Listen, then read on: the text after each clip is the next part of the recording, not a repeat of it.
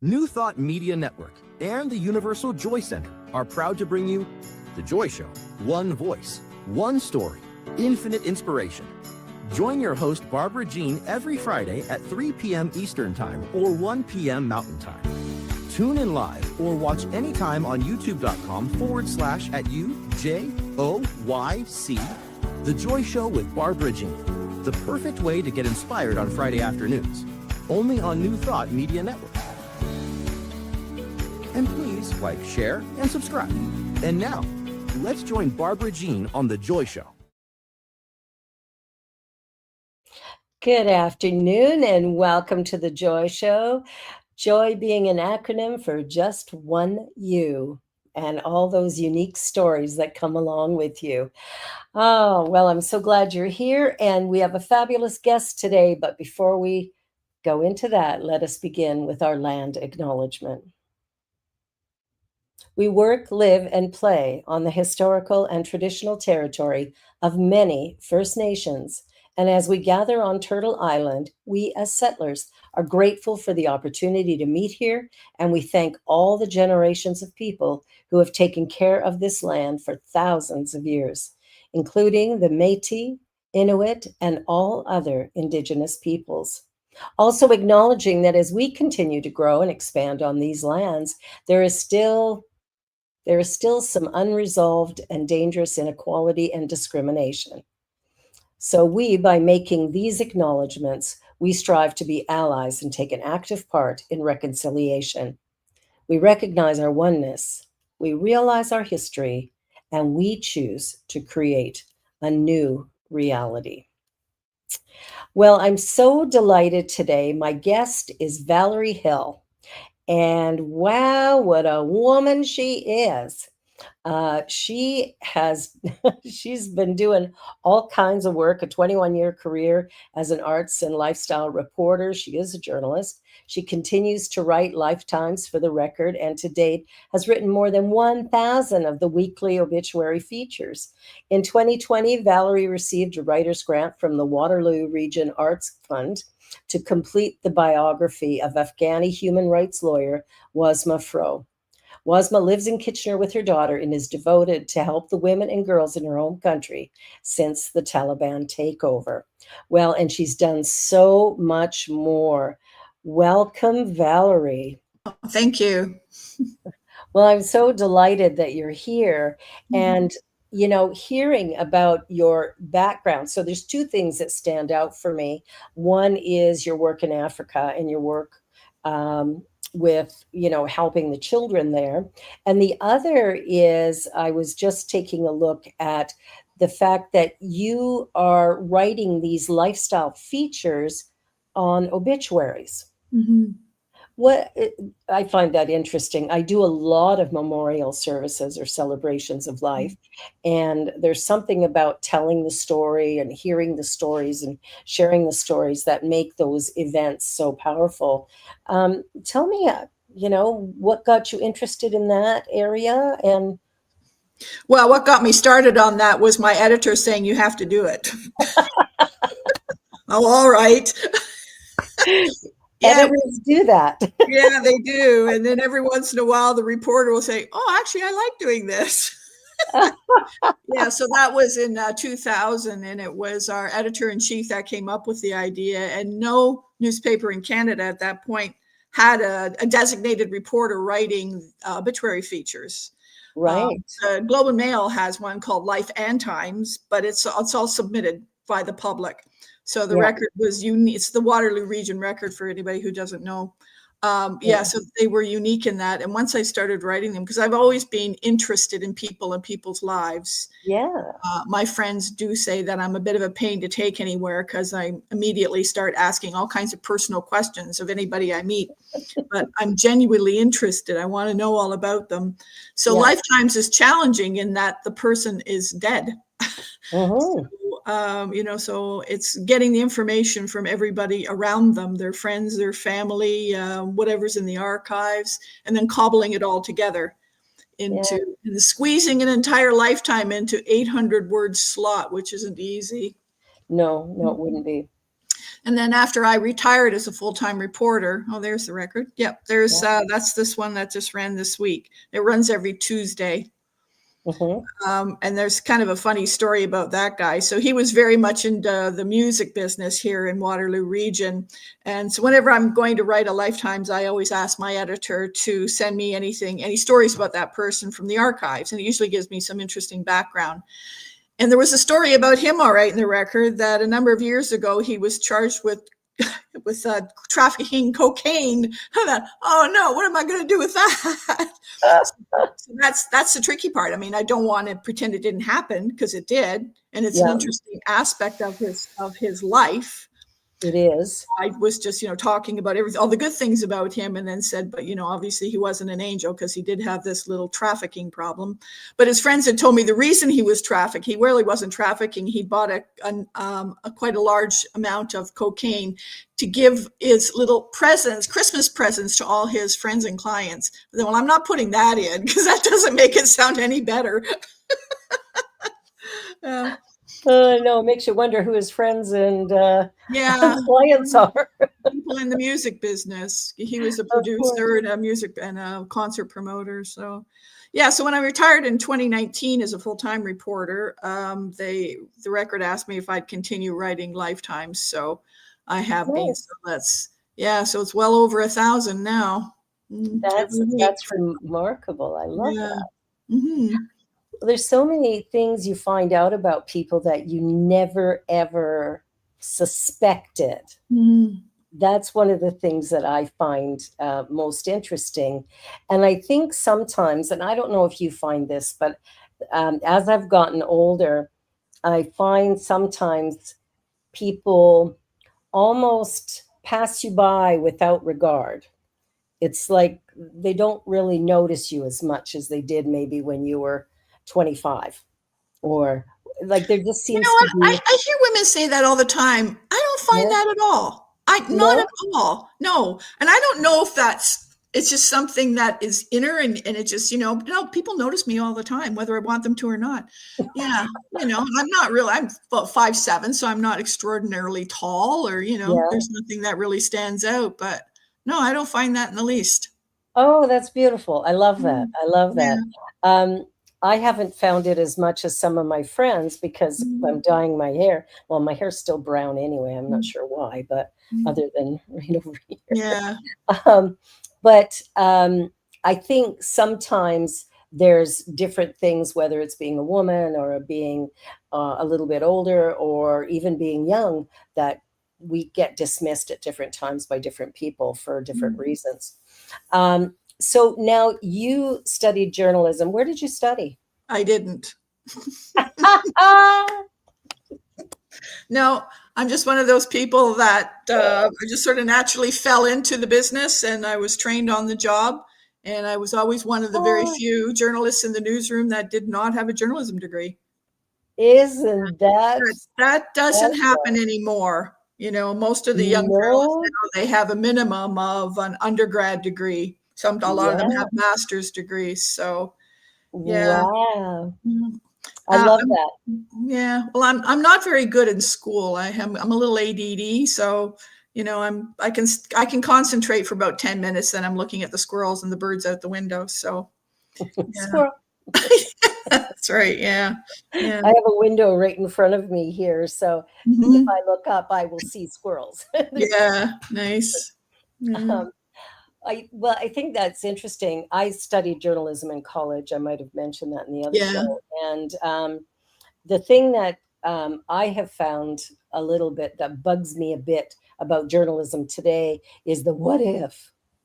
Well, what if never happens? Why are we talking about it? Yeah, that's right. Yeah. So that part, because if I'd ever done that, 30 years ago or 40 years ago, when I was in journalism school, I would have got a big flat out 0. Yeah. It's not our job to speculate, right? No, That's not our job. No, not at all. And yet it seems like the news these days is more speculation than anything else, depending on the news, where you're getting it from. And I always find it's kind of a good idea to get it from, different sources, Yeah. BBC and CBC and Yeah, legitimate sources. Yeah. yeah, so that you've got just some different places. I worked for the Calgary Herald for years, Mhm. not as a journalist. I worked there prior to going to college. I worked in their advertising department, but Mm. I think the newspaper industry is probably struggling a lot more today than it was. Oh, absolutely. Yeah. Yeah. Yeah, it's unbelievable to me that how it has changed just in the 21 years that I was there. Yeah. From having a huge newsroom with all kinds of reporters and photographers and support staff down to a few people working from their home and still being able to put out a daily newspaper, which is really quite remarkable. It is remarkable, Yeah. actually. It Yeah. really is. It really is. Mhm. Well, another interesting thing about you is your time in Africa, Yeah.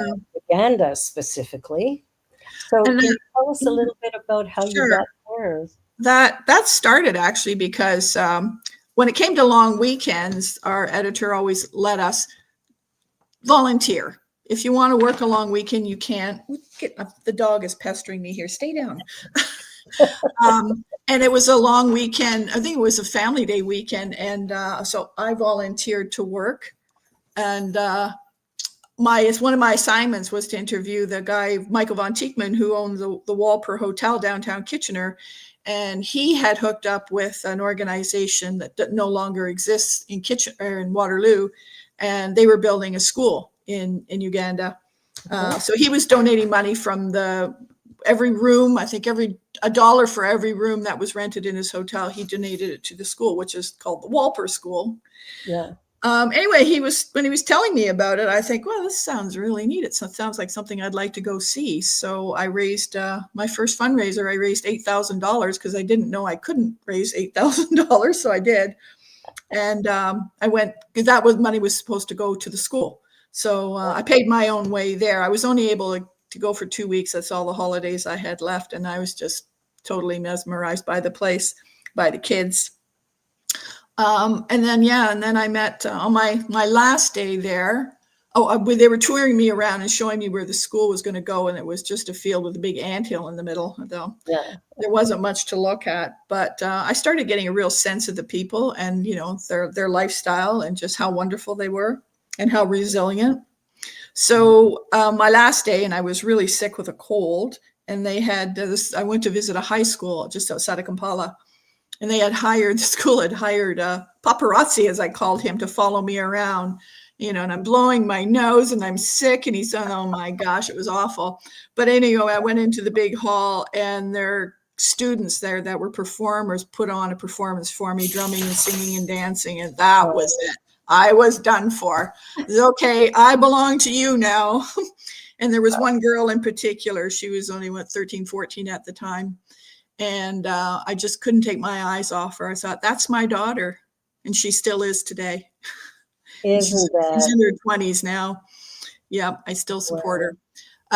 So I went back to Canada and I said to my friends, we've got to bring these kids here and let them perform and raise money for the school. And we all thought, sure, how hard could it be? I mean, these kids didn't even have a passport. They didn't have a birth certificate. We had to pay money for them to get on a bus and go back to their home community and get an elder to sign a document to say, yes, this child was born here. Of course, they had no idea when they were born. So they all chose January the 1st. So they all had January 1st birthdays. So we got the passports, we got the birth certificates and the passports and the visas. Then we raised the money to bring them here, and they toured around in this part of Ontario, around Waterloo Region and they were in Toronto too, for a couple of weeks performing and raising money. And then we brought them back a few years later. But we were also part of a documentary film about the high school and the group.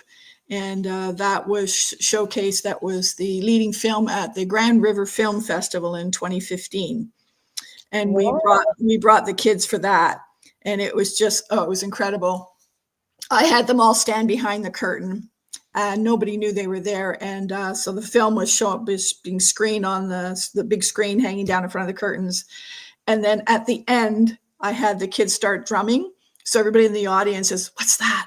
And then the screen went up and the curtains opened and the kids were all there and everybody started to cry, including me. It was absolutely fantastic. Oh, you're making me a little bit teary here. No, you can't help but get teary. The minute I get to their school, I start crying because it's just so emotional.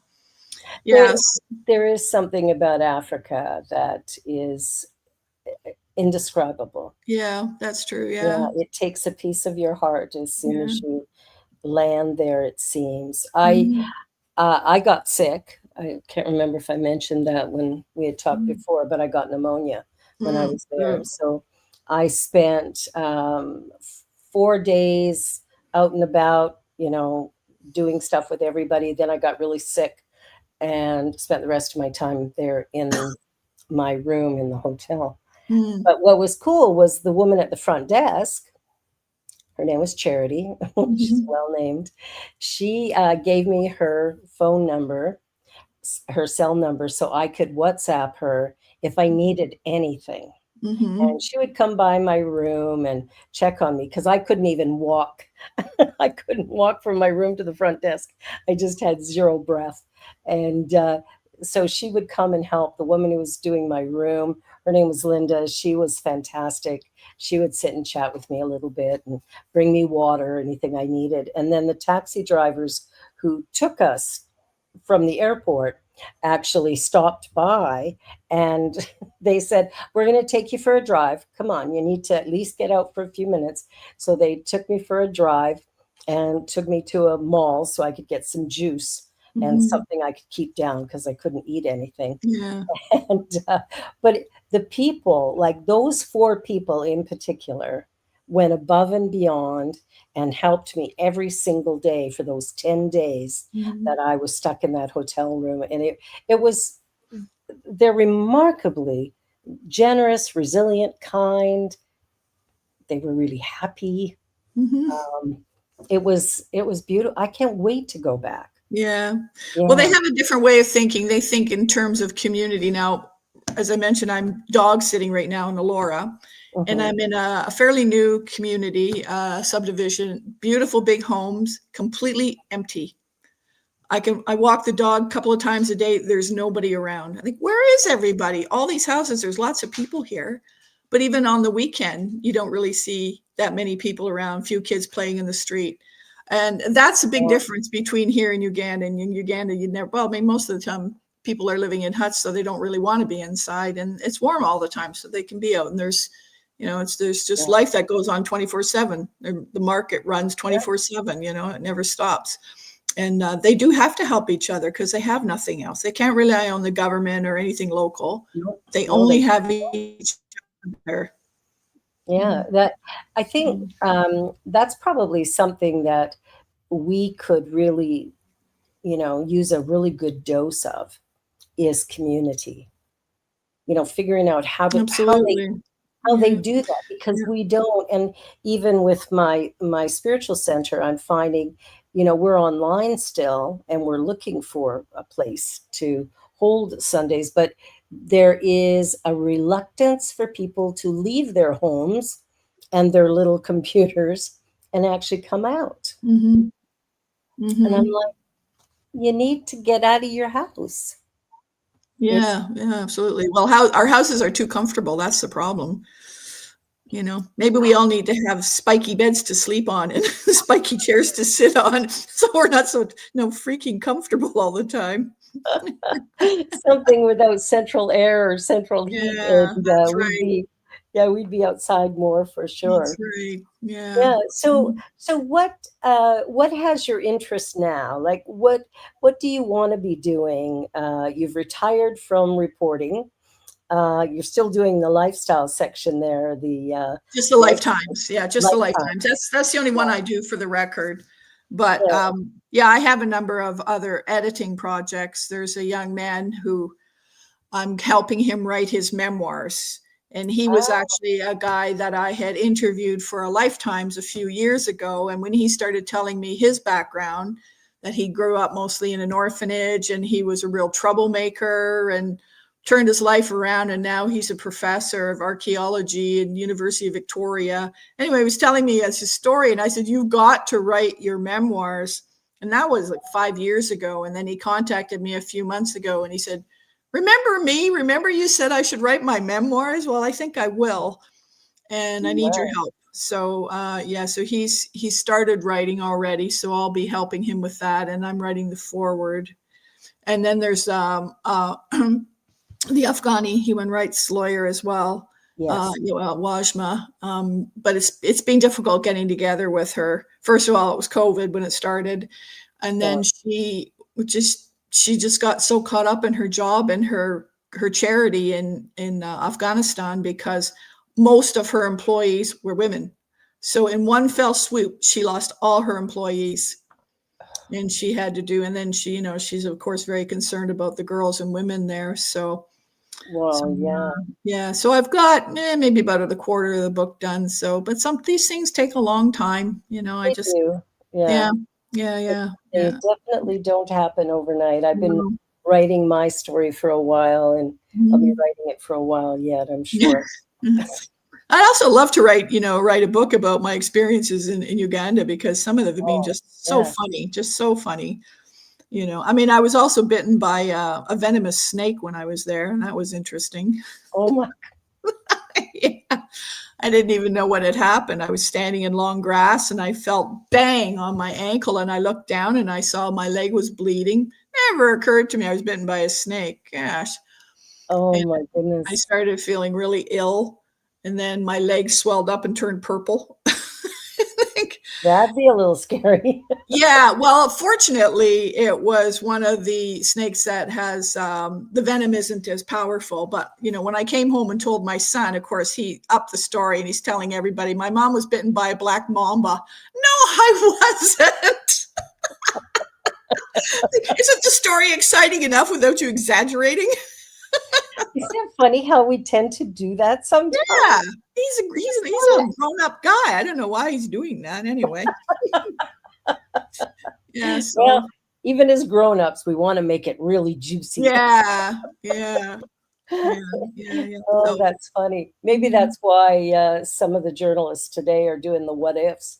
Because you really don't know. That's right. You really don't know what's going to happen. Right? So we pulled we're not supporting the high school anymore. That relationship kind of fell apart, unfortunately, just because there in Uganda, a lot of the schools are privately owned. And we were not happy with the people that owned the school and what they were expecting and what they were doing with the funds we were giving them. So we switched over to it's a junior school, an elementary school level, and it's in a small community and it's owned by the community. So we really like that. And they had started out with a class in a cattle stall. They kicked the cows out during the day. The kids would come in, and then at night it would reverse. So we started supporting them because we just love the people there, and the fact that it was owned and run by the locals, by the moms and the dads and the grandmas and the grandpas, so they've really got a lot of skin in the game. And we've done a lot of work there. We've built many classrooms, dormitories, put in new lavatories, put in a water catchment system, a sewing room, solar. Yeah. And we've done all that on very little money. It really doesn't take much. But now their next big project is they want to build a high school in the same community. In Uganda, elementary school is free. It's run by the government, but the schools that are run by the government are extremely poor quality. And there might be one teacher and 50 kids, and no books, no resources whatsoever. So that's why people will start their own schools. But the high school will be based on the same model as the elementary school, and it'll be in the same community because there really isn't one within walking distance for the kids. Because they would graduate from the equivalent to grade 8, and then they would have nowhere to go. So, but there's been a lot of learning, obviously lots of learning experiences. And one that really stuck out to me was here, if you have a couple with a child, and you're trying to convince the parents to, especially the father, if it's sort of that kind of family where father's dominant, that he should let his daughter learn because it's really good for her. She's going to grow. That's not the way it works there. the father doesn't care about that. You have to convince the father that by that daughter getting a good education, she's going to be able to contribute to the family coffers. And that's the big difference there in the way of thinking. But that was another example of how we have to go in there and ask, and don't assume we know, because the only thing you can assume you know is nothing. We know nothing, right? That's sort of a good thing to assume when we go into any classroom, I think. Yeah. Assume I know nothing and maybe I'll learn something. Yeah, absolutely. And, we did a thing with them too about, I had a teacher that had come as a volunteer once, and she taught sex ed here. And that was really interesting because she was young and she could really communicate and connect with the kids. So she had little pieces of paper and she handed them all out, and she asked because she figured that they wouldn't be, they'd be too shy to actually talk to her and ask her a question in front of the other class. So she just had them write it all out, put it in a basket, and then she drew one at a time, and she was answering the questions. So there's another. Canadian kids wouldn't think twice about asking a question and being the smart ass, but the Ugandan kids wouldn't do that. No, well, there's smart asses there, but they're kind of rare. And then we had a couple of the teachers talk to the teachers there about the use of condoms. The topic, of course, was AIDS and the number of children everybody has. That was also really enlightening because, I think from a Western perspective, we think, well, we can just go there and tell them that all they need to do is wear a condom or they can go on birth control. No. Well, first of all, ask yourself, why aren't they using condoms? They know that they're there. They know what they're for. Why wouldn't they use them? Find out why. And the reasoning was it's a whole macho thing. The men just don't want to. They think it, depletes from their manhood. So then you have to figure out, well, how do you get around that? So, yeah. Yeah, there's so many things to navigate when you enter another culture. You have to really pay attention. Well, we're at our halfway point, so we're going to take a short little commercial break, and then we'll be right back. You're watching The Joy Show here on the New Thought Media Network, and my wonderful guest, Valerie Hill, and we will be back in just a minute, so don't go away because lots more to come.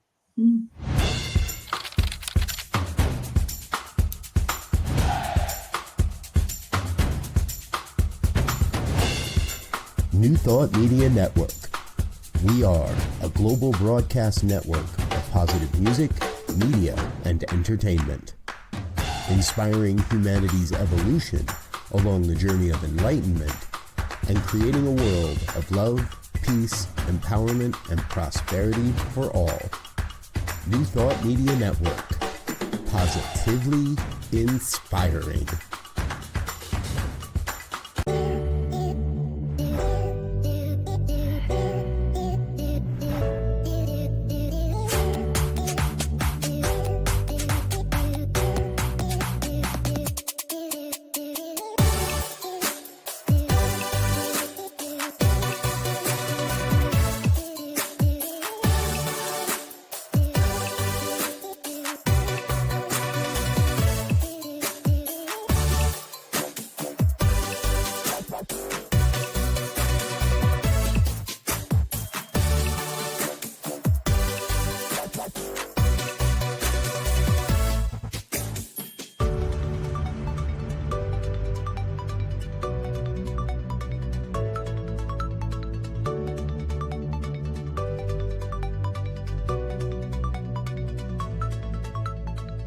New Thought Media Network proudly presents It's All Love, Wednesdays at 4 p.m. Mountain Time, 6 p.m. Eastern, with Laura Mock as the presence of love,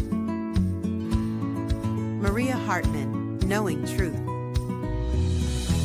Wendy Wilson as the quality of presence, and Lara Brzezinski as the essence of joy.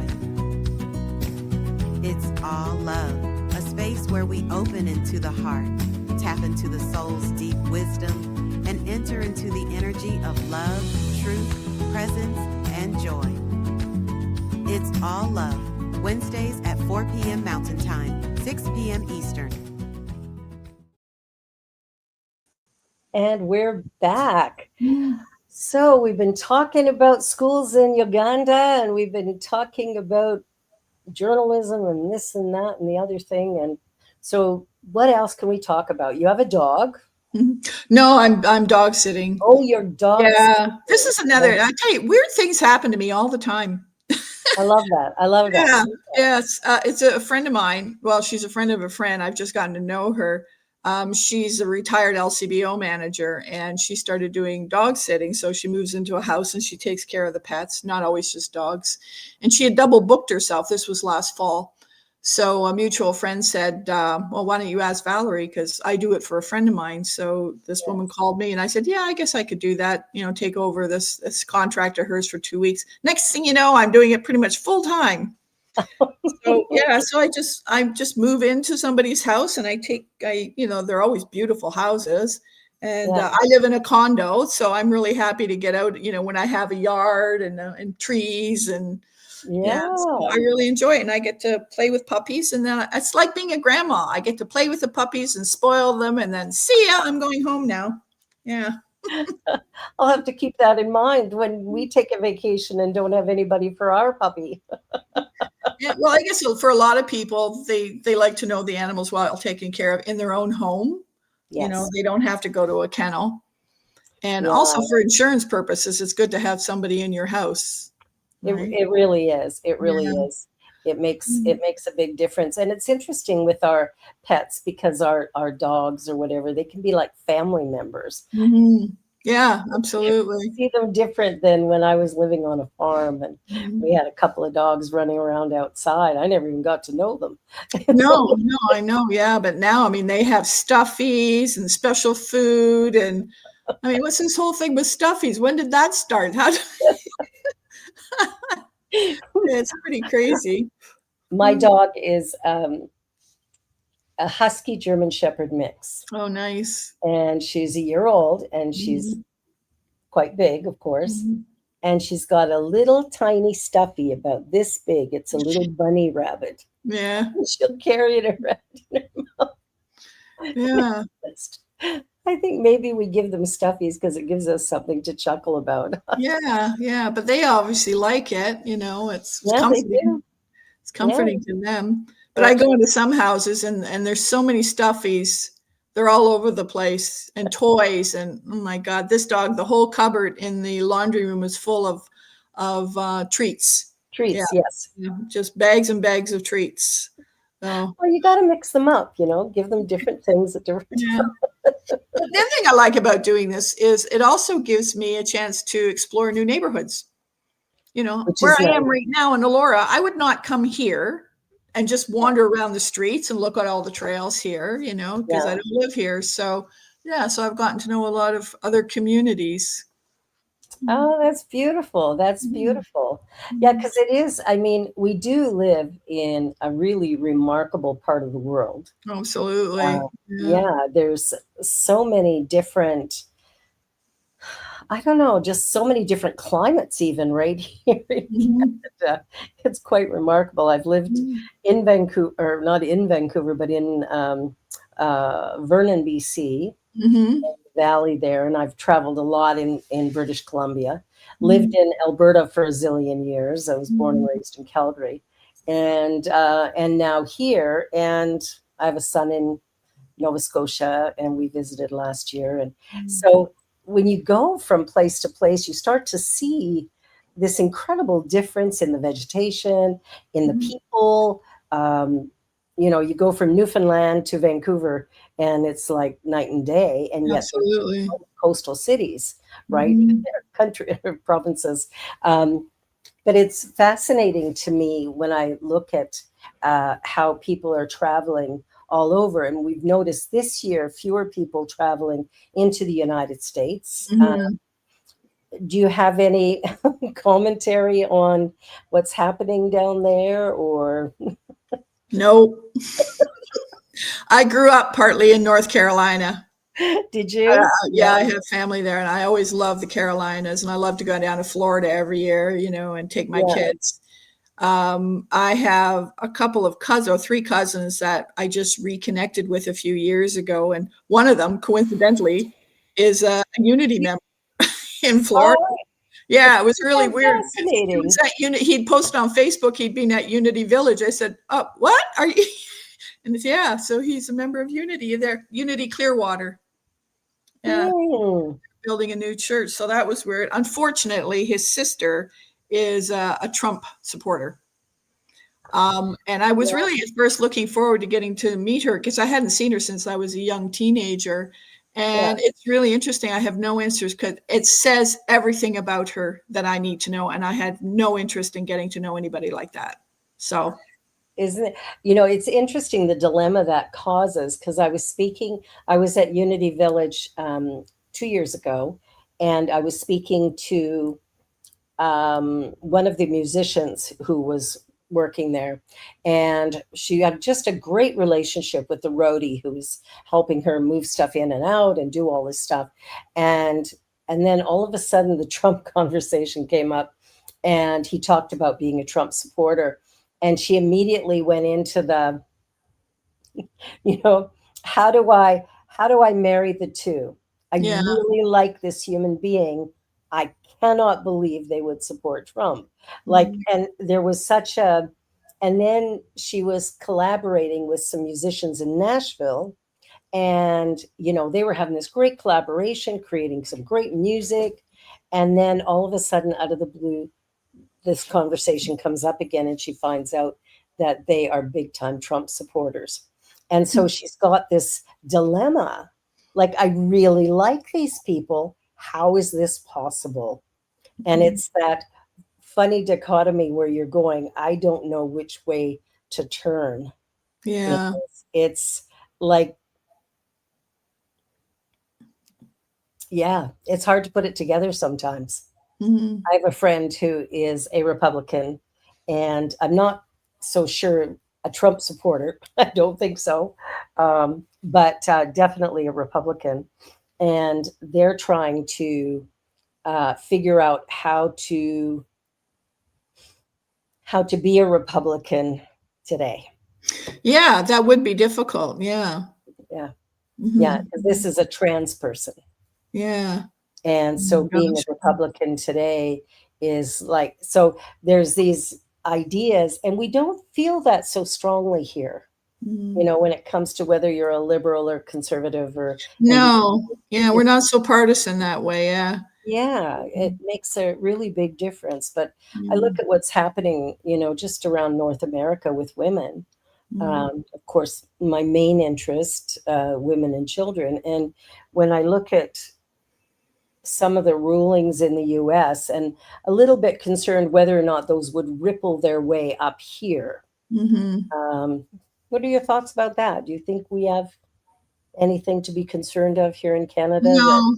No, I don't. I think, there might be some influences, but I think, Canadians are Canadians at heart. And I don't think anything's going to change for the most part. Yeah. The majority of people, I think we're always going to continue to be kind and peaceful. Whenever I travel anywhere, I always make sure people know I'm Canadian, not American. And it's, but the little story, this happened many years ago. I was in Israel, and we were in a market, and a guy says, "Don't tell me where you're from. I'm going to guess. And he was named, English, no, blah, blah, blah, American, nope. And finally, he said, "Okay, I give up." And I said, "Canadian." "Oh, Canadians, very nice, but very cheap." Are we? Oh, okay. Well, if that's the worst you can say about a Canadian, I'm okay with it. No kidding. Boy, I wouldn't have thought that, but maybe. Yeah, maybe we are a little cheap. Yeah, I know I'm pretty generous, but maybe to a fault. But it's like, I wouldn't have described us quite that way. I met a woman in New York City. We were standing in line at Starbucks, and we got chatting, and she asked where I was from, and I said, "Canada." She goes, "A province of England." Yes, we're still the colonies, and I'm okay with calling it that because I think it's funny. Well, we are. So that's okay. I It don't was pretty mind that. funny. Yeah. And I said, no, Canada is a country. Oh, she was serious. She She was was serious. No, she really really. thought, yeah, she Oh, thought good God. Canada was a province. Unbelievable. No, that's the level of ignorance, right? Yeah. Yeah. When I was going to school, I was in elementary school in North Carolina, and I remember, learning about geography and seeing the map. There was nothing north of the border. That was it. It was just white. You see, that's where I'm from, up there. No, There's nothing there. nothing Yeah, there. No, it's just all wilderness. So. there's a lot there. A great big huge country. Mhm. Yeah, Yeah. it's interesting that the way history and things are taught. My daughter went to school with the Viamont School District, which is the French public school system here in Ontario. Mhm. And so she was schooled right through grade 12 in French education. And what's interesting is that in all her years, so from junior kindergarten all the way to grade 12, graduating in a school that was probably a lot of the teachers were from French Africa, Mhm. and some from Quebec, many from France. But there was a real diverse community here. This was not a white school by any Mhm. stretch, Mhm. and most of the teachers even. So it was interesting to see that in all the years she was in school, she never once had a person of color teach history. Mm. Yeah, that is interesting. Isn't that Mm. fascinating? And she was the one who brought it up. Yeah. She said that to me in grade 11. She said, I'm shocked, given the nature of the two schools that she went to, that Mhm. there was not a person of color teaching history. Yeah. Mm. Mm. But they did learn some pretty important things. And I was a little disturbed by a film they showed, but at the same time, well, I found the film disturbing, but it made sense. And the teacher showed them a film called Skin. It's a short that's on YouTube, and that was very, very disturbing film, and Mhm. about the racial Yeah. challenges, but um, extreme, like Mm. real extreme, and not to diminish what's going on in the world or what's happening in the United States, but showing this film in school, I thought was. But they were grade 11, they were They old were enough old enough. Yeah. to Yeah. understand. Yeah. Mm. No, that's not the one. Mm. Um, Skin or Skins, possibly Deja. Deja's really good Mm. at going and Yeah, finding she just finds these things so quickly. she really does. She's Yeah. And you know what incredible. else? Another movie and I saw this years and years ago. It was called Enemy Mine. Mm, I don't even know if it's still in any kind of circulation, and it's based on a planet where an alien and the two aliens, and one happens to be human, are the only ones in as they're stranded on this planet. And of course, they're enemies because they're so different. And then just everything that happens as their relationship evolves. And then yeah. they start seeing the similarities that they both have Mm, families. And it's really good. It's really, really good. It gave you a lot to think about. absolutely. Well, Mhm. even I don't know if you've seen the TED Talk by jazz musician by the name of Daryl. Can't recall, but it's easy to find the video because he's a black man that attends KKK rallies. Oh, So that's easy to find online. And yeah. what he did, nope, not that one either. Obviously, there's a lot of movies called Skin. And yeah, and like I say, it might be Skins. I'm not sure. But what's interesting, the story of this man was quite remarkable in that he went and didn't realize anything about racism until he was about 9 years old. And then, some people were spitting on him and this and that because he was raised in a white community. And he was like, what's going on? And then his parents explained to him what it was. And he was really curious about it. So he read a lot of books and tried to understand. And like he would read things from the Nazi perspective, from the KKK perspective. He just wanted information. And then as an adult, he said to his secretary one day, I want you to call the Grand Master or whatever of the KKK in their region and invite him to come have a conversation with me. But whatever you do, don't tell him I'm Black.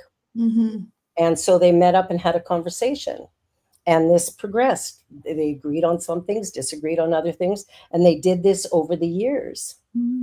And he ended up having conversations with the big guy that's all over the US.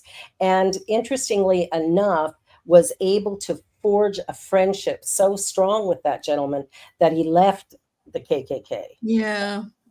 Gave him his beautiful robes as well. So he has those on stage with him when he talks about it. But there's, CNN did a story on him attending a KKK rally and then interviewed this man at Daryl Davis, I think might be his name, at his home. Actually, CNN was there to do a story on it because it's such a weird thing. But it shows that when we sit down and talk to each other, when we spend time with each other, we start to recognize less about the differences and more about the things we have in common. I think it just shows that we're not nearly as evolved as we think we are. It's true. No, it is. I mean, we're tribal.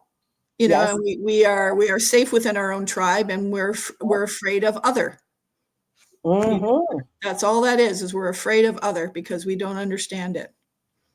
Right? That's exactly what he says in his TED Talk. Yeah. It's all about understanding. Yeah, there he is. Yeah. That's him with the burning cross in the back. It was fascinating that, I don't understand all of this, but I guess you're right. It's tribal. We're most comfortable where we know everybody, and and that they look like us. They look like us too. Yeah. My eldest daughter was in not Germany, somewhere close. Anyway, she was in Europe, and she said she got off the plane and went, everybody looks like me. It's very white here. But more than white, it was like, the shape of her face and the color of her hair. And it was like, these could all be my family. And I just chuckled. I said, yeah, we have, German and Welsh and Irish genes in us. So yeah, I definitely could. But yeah, she was really just blown away that it was, because she's traveled quite a few places in Europe, and this one place, it was like, wow, this looks like home. Well, that's why I find it really interesting. When I was traveling in Uganda, and so many places that we go to, they'd never seen a white person, especially the kids.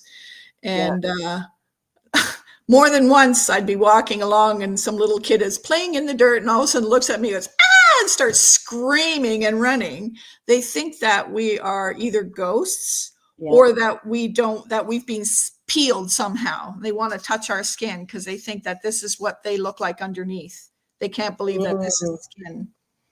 Yeah. And it's a very strange feeling to be a white person in a sea of Africans, because, everybody's, and then of course they call us Mzungus, which is just white person. It's not an insult. It just means white person, but it really irritates me.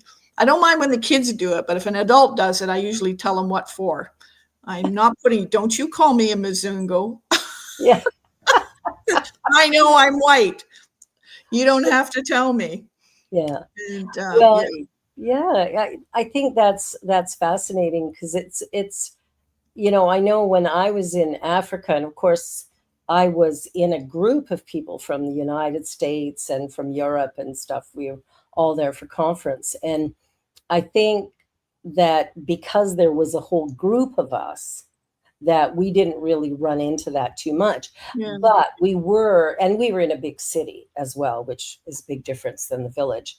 But it was interesting just to how some people would kind of stare at us, and but I didn't have anybody wanting to touch me. But I have a girlfriend she went to a home in Quebec when she was in high school. I guess they did a student exchange, and this family had never seen a Black person. And one of the children kept wiping her hand, trying to clean it. Yeah, same thing. Get it wiped. Same thing whatsoever. Wow, that's fascinating. So when do you plan to go back? Well, I'm hoping next year. I'm going to connect with a high school. Now that school is underway here. I'm hoping to find a high school in Waterloo Region that would be willing to take on a fundraising project. We figure we need maybe about $30,000 to build this high school. Yeah. Another organization in the States has already raised money to purchase the land, so they own the land. And another organization I know that built a school, they're willing to give us the blueprints, so we don't have to pay for that. It's a very simple structure, just 2 stories, about 10 classrooms. So once we have enough money to start building, then that's when I want to be there when they start building. I like that. Of course. Yeah. Breaking ground would be so incredible. Wow. Yeah, because they do everything by hand. Pickaxes and shovels. Yeah. No heavy equipment. Doesn't matter how big it is that they're building, everything is done by hand.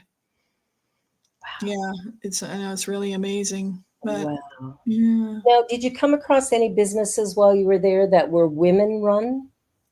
Oh yeah. Yep. So there is an organization, and actually when we were supporting the high school, the woman that owned that school, she was part of a women's collective, and they would pool their money, and they, you've heard of microfinancing. Yes. Yeah. So a woman would come up with an idea for a small business, usually a little hut the side of the road, and she's going to do hairdressing or sell some items.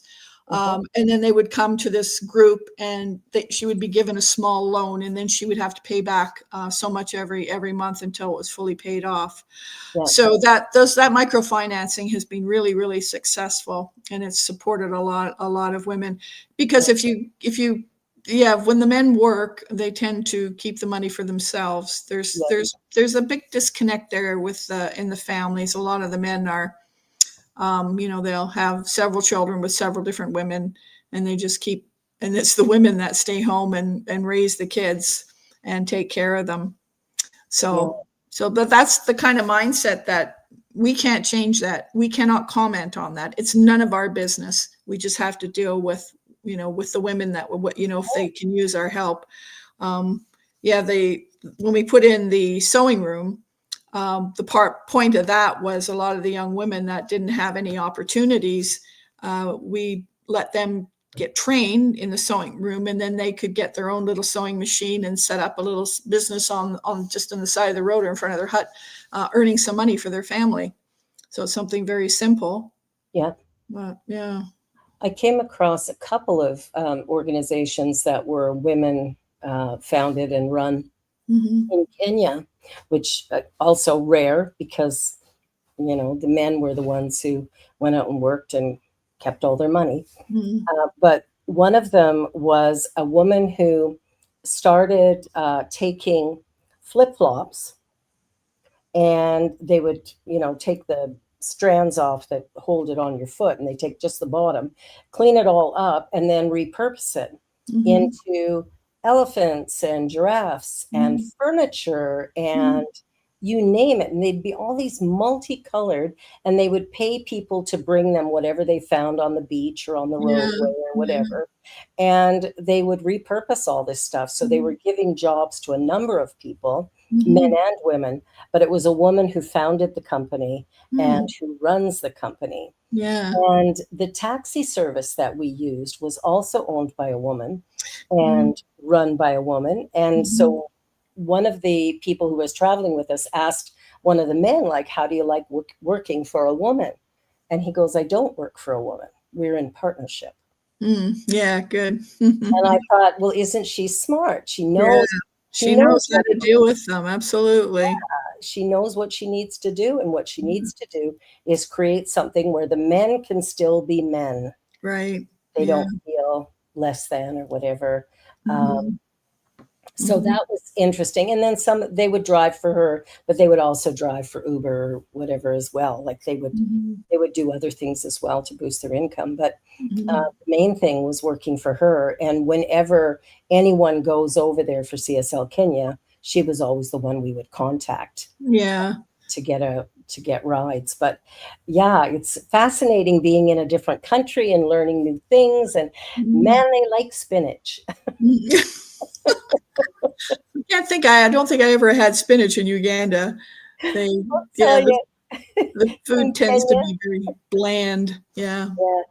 Breakfast, lunch, and dinner. There was spinach on the side. Oh, I'd be okay with that. I like spinach. Yeah, but I never liked it cooked until I ate it in Kenya. Yeah. And I don't know what they did to it, but anyway, it tasted fabulous. Well, we're down to our last 4.5 minutes. Okay. And so I would like you to share, whatever you think is probably the best thing to share from your life and for this moment as we close off this. What can people take away? Sure. I would say my main advice would be don't overthink everything. Just do it. I mean, I'm constantly just leaping and then wondering if there's any place to actually land. And I always land. It's about, and that's one thing I love about Unity is because I've always thought this way. My life has always gone this way. And then I discovered Unity, which teaches that way. And it's absolutely true. It is absolutely true. Yeah, I have a friend and she just overthinks everything, every little thing that's happening. So what about this and what about that? And then I don't know. I'm all fed up. I don't think stop, take a breath. Think less. Yeah. Yes. Think less, act more. Yeah. Wow. Yeah, it's like a phrase we have in CSL, which is similar in Unity as well, which is treat and move your feet, or pray and move your feet, right? Yeah. It's like, there's got to be some action involved in life. You can't just sit there wishing and hoping and dreaming and wanting. No. You actually have to sort of go, now what? And then step into it. Yeah. But I like that. I like that a lot. I moved to Toronto with $40 in my pocket and a dream. Well, there you go. A one-way plane ticket. Now you've got a grand piano. Look at that. Is that your background? Is that your house in the background? No. Oh. All right, well, we won't tell the viewers that. Now you have a grand piano. Isn't that lovely? Isn't that lovely that I have have a grand piano? You're so Isn't lucky. that beautiful? It's really funny because, when I sat back and put that background up there, it was because that's the real thing there? There's the real thing. There's my Right. office. Yeah, I'm in my office. Yeah, no, I put it up sometimes because, occasionally, my desk hasn't been cleared off and I just have a pile of stuff around. Yeah.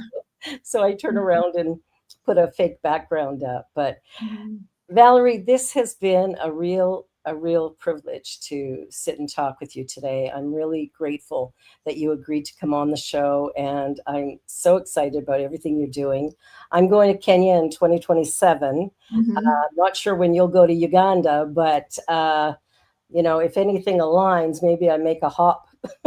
Yeah, that would be great. Uganda. To see what's happening there, because that would be, oh my God. Well, you would love the community. As soon as we come up the driveway in the van, all the kids are lined up because they know when we're coming, and they all start singing. The minute we turn the corner, then they're all lined up. There's 500 or 600 of them all standing up there and singing to welcome us. And then when the doors open, I'm totally swamped. So yeah. Oh, don't you love it? Pretty joyous. Yeah. Pure joy. Pure absolute joy. Yeah, absolutely. Thank you so much. You're you very are welcome. Truly a gift to our world as well as to the Waterloo region. Thank you. Well, everybody, you've been watching The Joy Show today. I hope you enjoyed yourself.